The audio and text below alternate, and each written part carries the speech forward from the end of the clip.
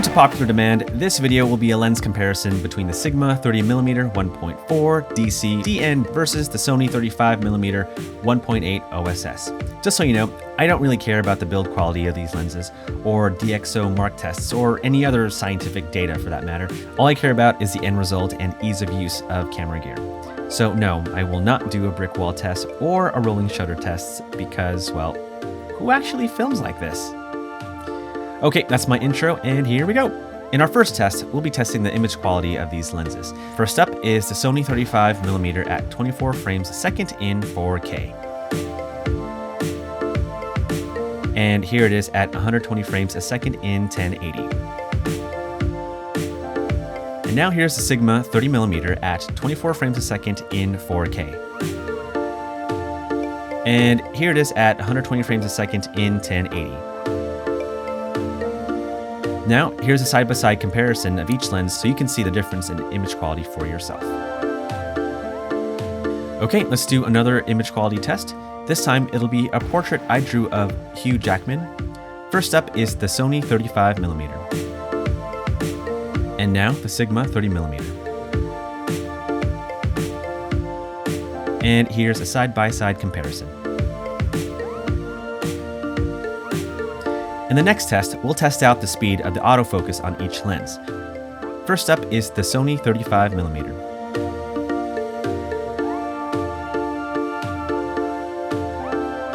Up next is the Sigma 30mm.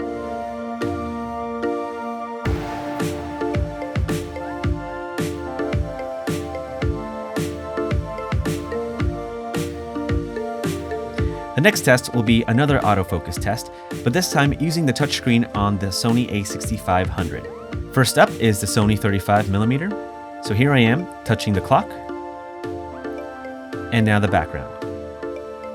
Back to the clock, and back to the background. Up next is the Sigma 30mm. This is me touching the clock, and now the background. Back to the clock, and to the background. I have to say, both lenses perform pretty much the same when it comes to touchscreen autofocus. Alright, up next is the in-body image stabilizer test, or IBIS, or as Sony calls it, steady shot inside. First up is the Sony 35. Here it is at 24 frames a second in 4K. And here it is at 120 frames a second.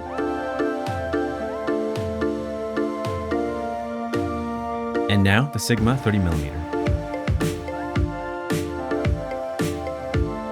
And here it is at 120 frames a second in 1080. And now here's a side-by-side comparison of each lens.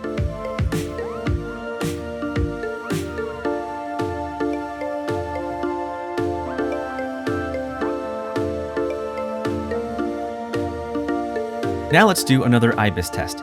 We'll change locations and focus on this tumbler mug. First up is the Sony 35mm with IBIS on. And here's IBIS off. Next up is the Sigma 30mm with IBIS on.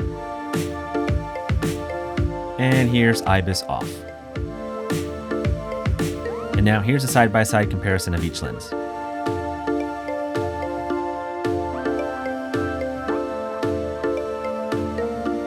And last but not least is the low light test. For this shot, I've got my wife standing in front of our glass door with an LED light pointing towards the window blinds from outside. It gives the scene a really cool film noir look, so we'll go with that.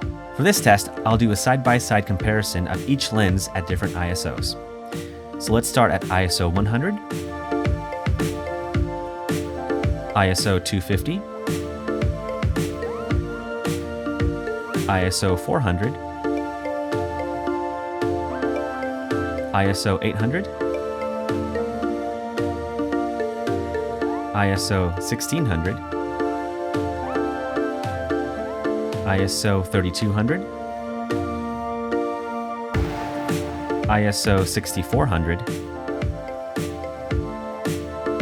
ISO 12800, and ISO 25600. Okay, so what's my final conclusion? It's a close call, but in my opinion, the Sigma 30mm is the clear winner, simply because it produces the better image quality. The Sony 35 is the better performer due to its faster autofocus and OSS, but it just doesn't produce as good as an image as the Sigma 30mm. So what are your thoughts? Which lens do you prefer? Let's get a conversation going in the comments below, and don't forget to follow me on Instagram and Twitter, and I'll catch you later. Peace.